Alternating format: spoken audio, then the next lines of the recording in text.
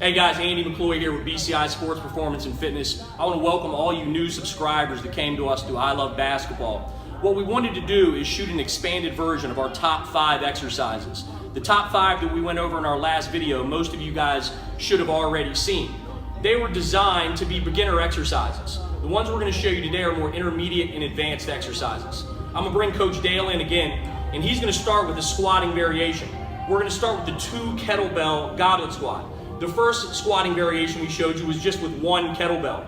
So a lot of the principles are still the same. I'm going to have Dale set up right here. He's going to start with the bells on the ground in a hip hinge position. So if you reference our other video, we want a vertical shin, hips back nice and far. From here, Dale's going to push into the ground and catch the bells. Notice he was spinning his hand around the bell, not the bell around his hand. Same setup as before, nice grip on the bell, elbow right underneath the wrist, feet shoulder width apart, toes slightly turned out. He's going to inhale through his nose and descend into the squat, exhale forcefully through his mouth and stand up. I'm going to have Dale knock out 4 more of these just so you guys can get a look. To be honest, you hear a lot of things about basketball players not being able to squat deep. The most effective exercise I've ever used with basketball players to get them squatting to a proper depth is the double kettlebell front squat. Now, if those of you are a little bit more advanced, another progression here would be a barbell front squat. So there's certain prerequisites that you should have before you begin that exercise. So I'm going to have Dale move these kettlebells out of the way. We're going to slide this trap bar up a little bit. The second exercise that we showed you guys was the kettlebell deadlift. So unless you have 100-pound kettlebells, at some point in time, the kettlebell itself is going to create a limit on how much load you can apply to your body. Please understand, if you want to jump higher and move faster, you must continually get stronger. So the trap bar is a great progression for us here. Dale's going to set up just like we did the kettlebell deadlift. So he's going to go soft knees, hip hinge backwards. Remember, we want a vertical shin. We want hips higher than knees, shoulders higher than hips, neck in a straight line. Dale's also going to think about breaking this bar to engage his lats and give him more stability. He'll breathe in through his nose, bracing his abs as if somebody were going to punch him, and then stand up and exhale. I'm going to have Dale repeat 4 more of these. Notice the control on the way down and the speed on the way up. Do not rip the bar off the ground. Think about squeezing it off the ground till your hands get to about your knees and then explode all the way through the movement from there.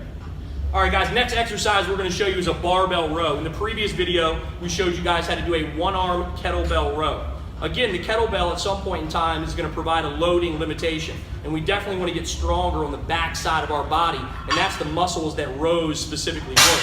If you get strong on the back side of your body, your shooting range will improve, your passes will be sharper and more crisp, because you have to develop the back side of your body, not just the muscle that you see up front.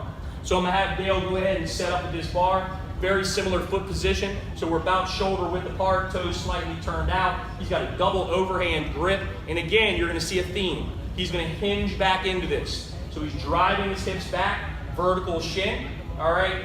Barbell is resting right at the top of his knees.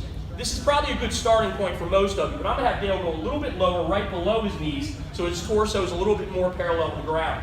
From here, Dale's going to think about squeezing his shoulder blades and pulling this barbell to his belly button.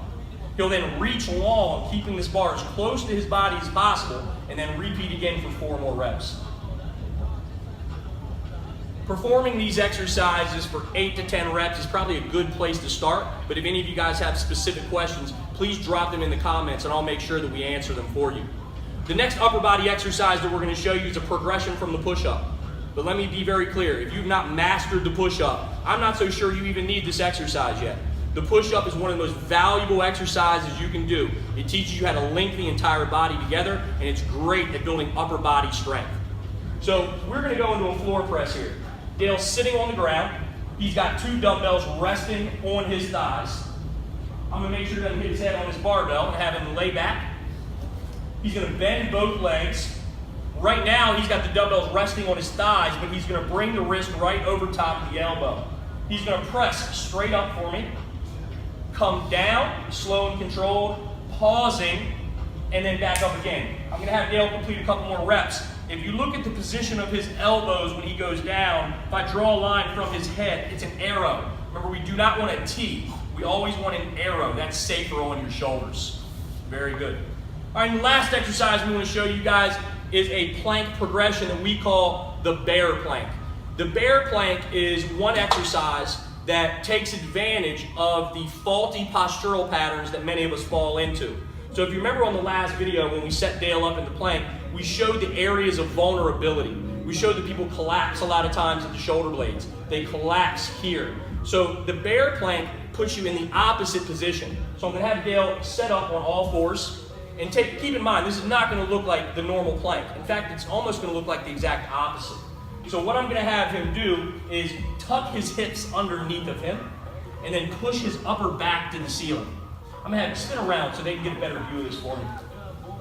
So we want to tuck here, press here. Now what I'm going to have Dale do is just shift his weight 1 inch forward. Now he's going to lift his knees 1 inch off the ground. The goal is to hold this position and not allow gravity to pull you down. So we want to keep thinking push up. He wants to think about tucking his pelvis underneath of him. And what I want you to do is inhale through your nose for about 4 seconds, not maximally, a soft inhale. Then I want you to exhale through your mouth for about 8 seconds. At the end of the 8 seconds, I want you to go, I know it sounds silly, it looks like a nice little Bruce Lee move, but what it'll do is activate your abdominals more. You're good, Shane.